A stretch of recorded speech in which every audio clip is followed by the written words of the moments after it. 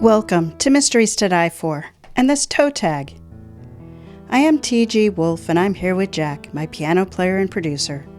This is normally a podcast where we combine storytelling with original music to put you at the heart of a mystery. Today is a bonus episode that we call a toe tag. It's the first chapter from a fresh release in the mystery, crime, or thriller genre. And today's featured release is Rule 1 by Michael Lucker. So Rule 1 is a cop mystery / serial killer. Dent McCreary is FBI's best profiler. He's also a drunk, homeless, and a washout as a boyfriend. But when a body is found in a laundromat, solving the over-the-top kill demands someone who doesn't play by the rules. Bottom line, Rule 1 is for you if you like your killers creative and your detectives hardcore. All right, so we are going to do more than chapter 1. As you'll hear, this has pretty short chapters. It makes the pace really punchy, really pretty exciting. So we are actually going to do about 4 chapters. Let's jump in with chapter 1, Manhattan Beach. Santa Maria Riviera Rodriguez was the prettiest of her sisters. At least, that's what she was told. Of course, her sisters were told that too. The men of Manhattan Beach, California would tell a woman anything to get them into bed. But Maria had reason to believe it. She had the longest legs, the softest skin, and the kind of eyes for which most men would die. Despite her genetic gifts, Maria had somehow maintained a humility that could melt any ape's heart. The Great White Buffalo. That's what they called her, for she was the one girl in the South Bay no man could capture. Maria was holding out for someone special, and she knew he was out there, somewhere. Vomiting over the side of the Manhattan Beach pier had become a ritual for J.R. Popper. After a half-dozen shots of Jägermeister or Goldschlager, or whatever the bartender was pouring at the local watering hole, he would stumble his beefy ass down the main drag to the long pier, stick his fingers down his throat, and yak what was left of his Kraft macaroni dinner into the waves of the Pacific. That way, he had room for more. By the time J.R. made it to Harry O's Tavern, there was a line around the block to get in. Scantily clad beach girls sporting baby oil tans and Walmart miniskirts sucked down Marlboro Lights, trying their best to maintain their stick-thin figures. But it was the girl on the far side of the street that piqued J.R.'s interest. A dark-skinned beauty in blue jeans and a sweatshirt, toting a backpack full of books on her way home from community college. "It's from Columbus," Maria said with an intoxicating accent. "His ships. The Nina Pinta Santa Maria." That was how Maria got her name. She could have been talking Swahili for all J.R. cared. She was the hottest thing he had seen in his 3 minutes that morning on Pornhub. Between his pretty boy looks and college boy charm, J.R. had little problem talking Maria into a cup of joe at the corner coffee shop. That's the real trick all the ladies' men knew. If they wanted a girl to trust them, they didn't take them to a bar, for God's sakes. They took them for coffee. There was no harm in that. Little did Maria know that while she was freshening up in the powder room, J.R. slipped 2 drops too many of rohypnol into her cappuccino. An hour later, she was frolicking naked in the surf and the light of the moon, thinking she had met Prince Charming. J.R. never carried a condom. The indentation in his wallet would ruin any chance he had of getting laid the moment a girl saw him pay a bill. Not that he ever did that. But given the fact Maria was 3 sheets to the wind, J.R. had little trouble convincing her that he would pull out. 6 weeks later, Maria had a hell of a time tracking him down. It seemed he didn't work as a film producer for Paramount, but as a film processor for Walgreens. When she told him she was pregnant, he nearly choked on his dentine.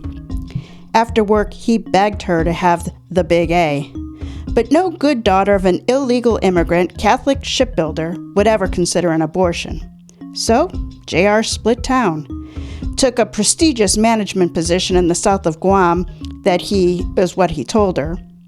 Months later, word leaked that he was selling tractor parts for his uncle in Schenectady. But to JR, that lacked the same panache. Given the quantity of steroids swirling through JR's body, Maria had twins. Now she had 2 kids on her hands and a family that disowned her for having babies out of wedlock. It was her turn to open the laundromat that morning, a job she hated, but one that allowed her to have the girls with her, save money on childcare, and put a little extra away to one day return to college. She frowned when she saw the lock on the back door was broken. It was 6 in the morning and still dark, but for a sliver of pink on the horizon. She looked around the back alley parking lot and saw no one. Surely nobody would harm a mother with 2 babies in her arms. The door creaked open on rusty hinges, allowing Maria to peek inside. Before she made it to the light switch, wham! The wind blew the door closed behind her, leaving her and the girls in the dark. One of them began to cry, so the other one did too. That's the thing about twins. Everything happens in stereo. A loud thump sounded in the front of the laundromat. Maria's eyes widened. She prayed to God for her daughter to be quiet, but knew no God would answer her, at least according to her mother. Maria laid the twins on a blanket in the laundry basket. The thump sounded again. Nervously, she grabbed the metal bar used to secure the back door to defend herself, slowly made her way to the light, and flicked the switch. At the far end of the long room, a lone commercial dryer circled round and round. Thump, thump. Strange. The store had been closed for hours. Someone would have had to put more than $20 in the machine to keep it turning all night. She put the bar down and went to the end of the racket. Nearing the dryer, she stalled, seeing a heavy chain wrapped around it. "Come okay?" she muttered. Thump, thump. Closer she stepped, seeing a padlock fastened to the chain.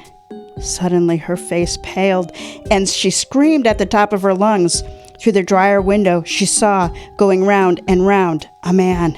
His body contorted in some sadistic pose like Cirque du Soleil, his eyes swollen like a beaten bullfrog, and his blood splashed against the circular window like a crimson suds of Satan. Chapter 2. Cucarachaville. Of all the gin joints in all the world, she had to walk into mine. The words dribbled from Bogart's lips on the last black and white TV this side of the Mississippi. Dent McCreary didn't care about most anything these days. All he knew was those words struck a chord. Actually, a whole symphony.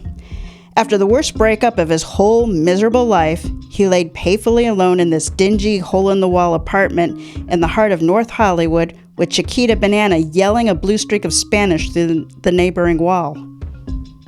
"Shut the hell up," he bellowed. The last thing he wanted was to hear a woman's voice.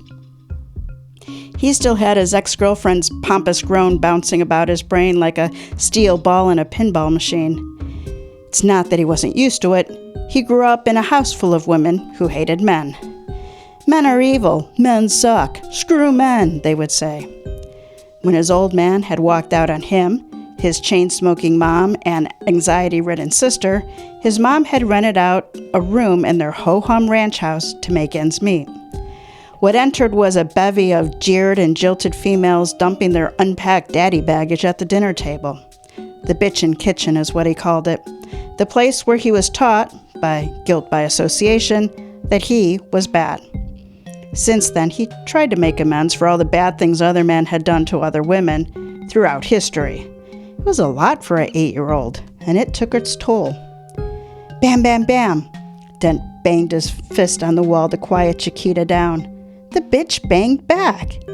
He turned up the volume on his TV and aimed it at the wall to try to drown her out. Problem was now he didn't hear his phone.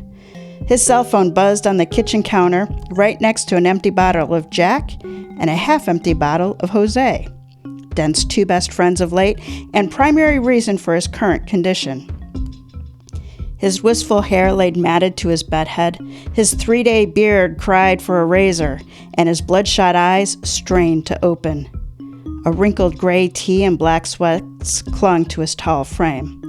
The specimen of a man who in his 20s had a 12-minute shot at a modeling career, now in his early 40s, couldn't get his picture taken at a camera convention.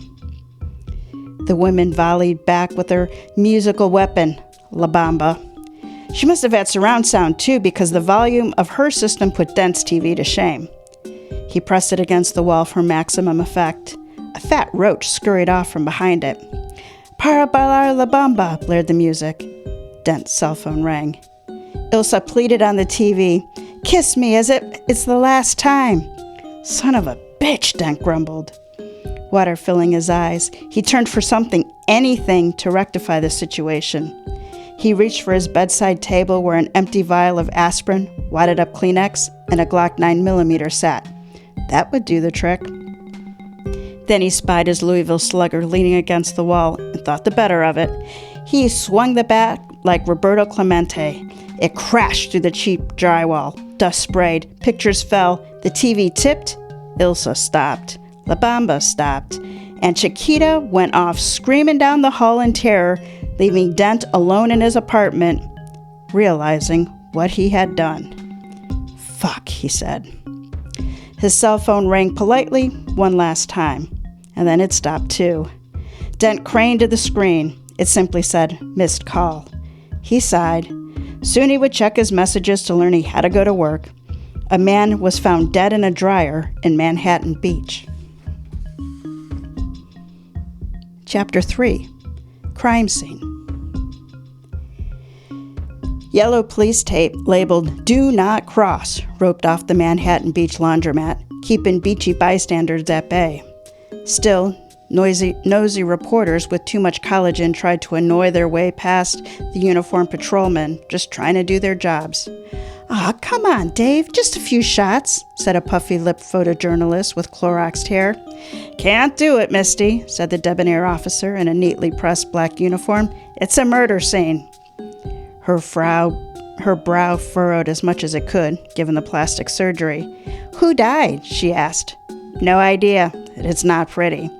She smiled seductively. "I'll make it worth your while." He rolled his eyes. "That's what you said last time." She huffed a breath. "I did blow you.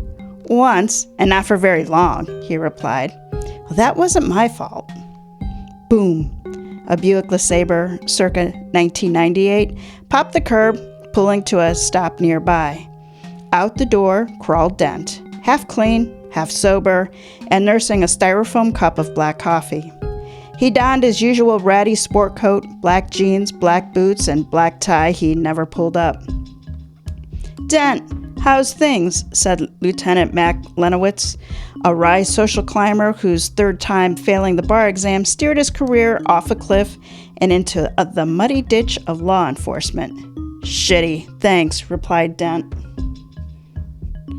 "At least you're consistent." "So are you, Mac. What do you got?" "One poor bastard curled up in a dryer that turned all night." Inside the laundromat, Dent peered in the dryer and got a glance at what was left of a tangled body lying in a shallow pool of pale flesh and red blood. "Looks like a giant bowl of SpaghettiOs." Lenowitz grimaced. "You got an interesting way of looking at things." "That's why I get paid the big bucks." Dent craned. "Why am I here?" "Murders happen all the time in Los Angeles County. The LAPD could handle just fine." Lenowitz nodded to the wall above the dryer. Written in blood in a circle was Number 1. "Lovely," Dent said. The writing implied, of course, that there would be more murders, and serial killers were unquestionably the jurisdiction of the FBI. "Any witnesses?" Dent asked. "One, poor girl over there." He nodded to Maria, standing in the corner with the baby in her arms. Her younger sister, Nina, held baby number 2. She was just as beautiful as Maria, but not quite as tall or naive. Dent raised a brow. "Jesus, they frickin' models?" "Nope, the one on the left works here. The other at the car wash up the street." Dent shook his head. "I live in the wrong neighborhood." "You and I both, brother." "Got prints, video?" asked Dent. "Dustin' now." He regarded an officer brushing the back door. No cams, though. How about there, Dent said, pointing across the street to the First California Bank. It was a bit more modern, a building with stucco walls, tinted windows, and security cameras pointing in every direction. Mac nodded. We'll get it. Dent stepped over to Maria and Nina in the back of the laundromat. Ladies, which one of you is Maria? I am, she said, her face weary from the day's events. Cute kid, Dent said, eyeing her child. Gracias. You the sister? Si. Who are you? Spat Nina. Name's Dent McCreary. I'm with the FBI. You the asshole they keep us waiting for? Yeah, he said, unfazed. You FBI? You look like shit, Nina continued. Maria scowled at her sister. I'm sorry, mi hermana's a little on the rough side. It's all right, Dent said. I'm used to it. Maria smiled. Mind if I ask you a few questions? Asked Dent. Don't tell this pig shit, said Maria. Claro que sí. Whatever you like. Maria handed her baby to her sister. Nina rolled her eyes and curled away from the babies, grumbling in Spanish. Maria turned apologetically to Dent. She's had a bad day. Worse than yours? I guess not, she acknowledged. I know you already answered questions for the police, but we do things a little different. I understand, she said. He smiled to put her at ease, and she took it the wrong way. That was the thing about Los Angeles. Flirting was in the water. If anyone smiled at anyone, they thought you wanted to sleep with them. So no one smiled at anyone. Can you tell me, when you got here, was the door locked? She shook her head. No, it was broke. Dent glanced toward the door. You were alone then? Dent asked. See, just the babies. I opened. The manager closed. He went on to ask a variety of routine questions about the manager, the employees, the customers, and herself, which she answered bashfully, growing impatient when her babies began to cry. Maria, called Nina. May I contact you later if I have any questions? Asked Dent. Maria nodded and scribbled her number on a piece of paper. Call any time. Chapter 4. The Office. Are you high? Barked Special Agent in Charge, Richard Parker. The tall, lean gentleman with the clean crop of silver hair leaned over his desk at Dent in the doorway of Parker's cookie-cutter corner office at Los Angeles FBI headquarters. The office was adorned in boring tan furniture, beige chairs, and one too many Olin Mills photographs of his average wife and pale kids. An off-white wall behind him hung a large frame photo of the President of the United States with a broad smile of bleached teeth. Is that a trick question? Replied Dent. You smashed a hole in your neighbor's wall? Technically, it was my wall. Parker tossed down a manila folder with frustration. Dang it, Dent! What am I supposed to do with you? Dent raised an eyebrow. He was not surprised at his superior's Boy Scout explicatives. It was that he still used them after 20 years on the job. I can't keep covering for you. Day after day you violate department ethics, bureau code, and California state law. Can you give me one good reason not to ask for your badge? No, said Dent flatly. I can give you 17. Parker tilted his head. 17? That's how many arrests I made this year. It was 8 more than anyone else in the office, and Parker knew it. The rest of his team was not incompetent. They were just a bunch of straight arrows from Ivy League schools who did things by the book. But by the book didn't cut it in L.A. Given the statistics, Parker granted Dent a little latitude. You arrested 15. The other 2 you killed. Semantics, Dent said. Dent's smart tongue was handed down to him by his father. A fraud and forger, Bruce McCreary lived life on the edge until he was thrown in prison. It wasn't until Dent was in high school that he learned his father didn't actually leave his family. He was taken. Occasionally, Dent would visit him at Somerset Penitentiary, but found that every time he did, his father would whip him with words. Eventually, Dent stopped going altogether. He fought tooth and nail not to turn out like his old man, but he assumed he had him to thank for his ability to think like a criminal. After low marks and high truancy in high school, Dent enlisted in the Army. It was on a whim, hungover on a Tuesday. He stumbled into the local recruitment office in the heart of Pittsburgh with 3 cigs left in the pack and $2 in his wallet. He signed his signature 4 times, and the next thing he knew, he was on a plane to Fort Benning, Georgia, and basic training. Quickly, he found his street fights as a youth on the south side of Pittsburgh aptly prepared him for hand-to-hand combat as an infantryman. There he met a senior intelligence officer who admired his gumption and taught him to track and attack. 3 tours in Afghanistan left him with 1 Purple Heart, 2 Gold Stars, a Medal of Valor, 22 confirmed kills, and more scars than he could count. When he returned to the States, he could have stumbled into politics had it not been for the drinking. But watching the guts of friends and enemies blow out of their bodies required a little something to take the edge off. Fortunately for Dent, his commanding officer landed a high-ranking position at Quantico and recruited Dent to pay him back for saving his life in the late-night siege in Kabul. So began a career of one of the few non-college grads in the Bureau's recent history. Exasperated, S.A.C. Parker leaned back in his bland chair. "I can cover you with the DA. He owes me some favors. But I'm afraid I can't help you with this." Parker handed Dent a piece of paper stamped "Eviction" in bold red letters. Dent sighed. "Your landlord's quick on the draw," said Parker. "She's a lunatic," said Dent. "You're the one who put the bat through the wall." "Fair point. But we're going to have to change some things up around here."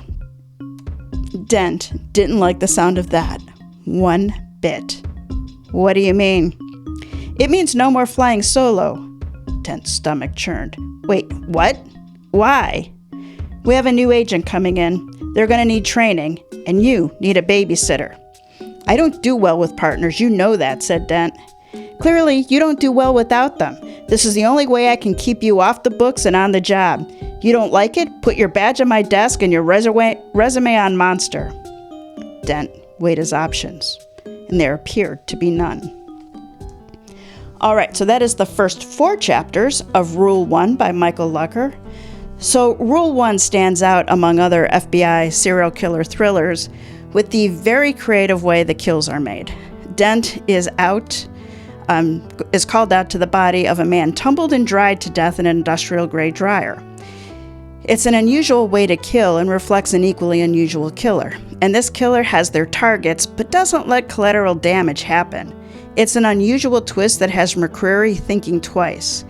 So just the whole premise of this book, not that there is somebody out there doing it, but the creative, well, I said it in that part of the review, but the creative ways that this person is killing is just, it keeps you reading. It's just, what more can he do? And then he does more, and you're like, well, I never would have thought of that. So thinking about Dent as our detective, he is an FBI take on an old school PI, and I have to admit, that's one of my favorite kind of PIs. He's a rule breaker with few ties. He doesn't hide behind or wield the Bureau's influence. He's saddled with a new partner, someone very different from him, but the two complement each other skill-wise and make a very competent team. The pacing is perfect for readers who like stories that fly. Some of these chapters are only 2-3 pages long, as you've already heard. Some of them are a little bit more, but it is just bam, bam, bam, bam. Like, I think I speed read this possibly maybe in one sitting. If not one sitting, it was a short 2. There's little time for dust to settle as what starts out to be a single graphic homicide turns into a nationwide manhunt, woman hunt, person hunt, whatever, bad guy hunt. Logic in Rule 1 is solid. This is a pretty linear plot where McCreary and the killer's actions are on 2 defined paths, and they are both speeding to the same intersection. And you see that there's a big crash coming, and you're just waiting for it. Overall, this was a fast-paced, follow-along mystery/thriller. I'm a fan of down-and-out detectives like McCreary, and while I don't always like seeing the grisly results of murder, the balance between the intrigue and the gross kept me on the page. I highly recommend this for lovers of thrillers, medical thrillers, and hard-luck detectives. Rule 1 was released from Wordy and is available on online digital retailers. Now let me introduce you to our author, Michael Lucker. He is an author, screenwriter, and lecturer of creative writing. He began his career writing television commercials while earning his degree in broadcasting and film at Boston University's College of Communication. Soon after, he landed in Los Angeles working in production on series for ABC, NBC, and CBS before taking a job as an assistant to Steven Spielberg on feature films. His projects eventually led him to screenwriting, where he helped pen more than 20 feature screenplays. A renowned instructor in screenwriting, Michael serves as a lecturer at the University of North Georgia, mentor in Reinhardt University's Creative Writing MFA program, and founder of Screenwriter School. You can find him on the web at michaellucker.com, at Instagram at Michael Lucker, and the same with Facebook. Wondering what to read after you finish Rule 1? Partners in Crime Tours is your ultimate destination for all things mystery, crime, thriller, and cozy. Since 2011, they've been working to fill bookshelves with gripping and heart-pounding reads. Discover your new mystery series and connect with other fans with Partners in Crime. Look up Partners in Crime Tours on the web or your favorite social media. And authors, whether you're looking to promote your latest thriller, discover a new mystery series, or connect with fellow fans of the genre, PICT has you covered. Check out their promotion options that come with the personal attention of a dedicated coordinator. Come back next week for Season 9, Stuff That Can Kill You. Kira Jacobs returns to the morgue with The Curse of the Siren Shriek, where sound is our sticky means of murder. And it includes an extended conversation between Jack and Kira. Always a fascinating listen to. With that, Jack, take us out.